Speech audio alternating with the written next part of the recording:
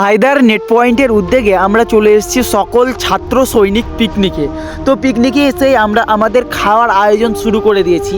প্রথমত আমরা যেহেতু এসেছি এখানে, তার জন্য আমরা টিফিন রেডি করছি। তো আমাদের টিফিনের জন্য আমাদের প্লেটে দিয়েছি আপেল, কেক, চানা, ডিম, বিভিন্ন ধরনের বিস্কুট আর মিষ্টি। তো আমরা এরকম গল্প করতে করতে সবাই মিলে নিজের নিজের কাজ গুছিয়ে নিচ্ছি। আর প্লেটে ডিম না থাকলে তো প্লেটটা একদম অসম্পূর্ণ মনে হয়, তাই তো কয়েকজনকে ডিম ছিলতে লাগিয়ে দিয়েছি আর সেখান থেকে চটপট ডিম ছিলে নিয়ে এসে প্লেটে দিচ্ছি। আর এইদিকে আমাদের উদ্যোক্তা হায়দার সবাইকে নিজের নিজের কাজ বুঝিয়ে দিচ্ছে। তারপরে এইরকম করতে করতে ফাইনালি আমাদের প্লেট রেডি আর আমার হাতে চলে এসছে একটা প্লেট। আমি তো একদম ছটপট খেতে শুরু করে দিয়েছি, কারণ আমি খাবার বেশিক্ষণ সামনে রাখি না, আর ভালো খাবার হলে তো অন্যরকমই ভাবনা। উপস্থিত সাদিকুল করে,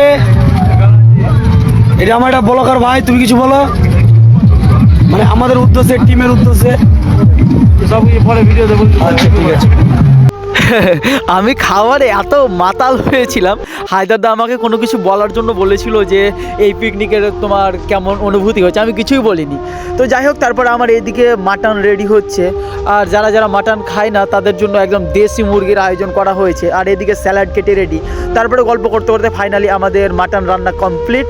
আর আমরা যারা চিকেন খাবো তাদের জন্য কিন্তু চিকেন রান্না চলছে। আর যেহেতু আগে আমরা মাটন রেডি করে দিয়েছি আর অনেক লোকের ব্যাপার, তাই আমি সমস্ত লোককে বসিয়ে দিয়ে তাদের খাবার আয়োজনটা শুরু করে দিয়েছি। এবার ওদের খাওয়া হয়ে গেলে আমরা কিন্তু আবার চিকেন দিয়ে খাবারটা শুরু করব। আমরা বেশ কয়েকজন কিন্তু মাটন খাই না, তো আমরা চিকেন খাবো।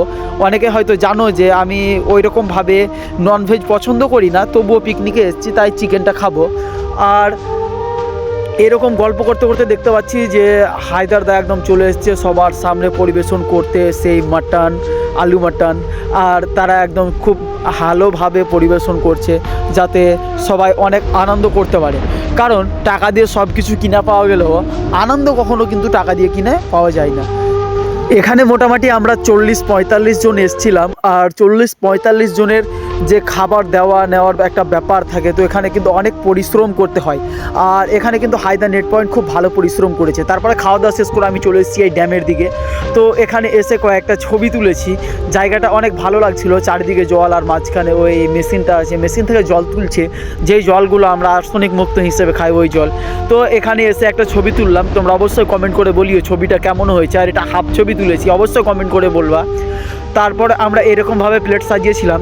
তো যাই হোক, আজকের ভিডিও এই পর্যন্তই। দেখা হবে পরবর্তী কোনো ভিডিওতে ইনশাআল্লাহ। সাথে থাকবেন, পাশে থাকবেন।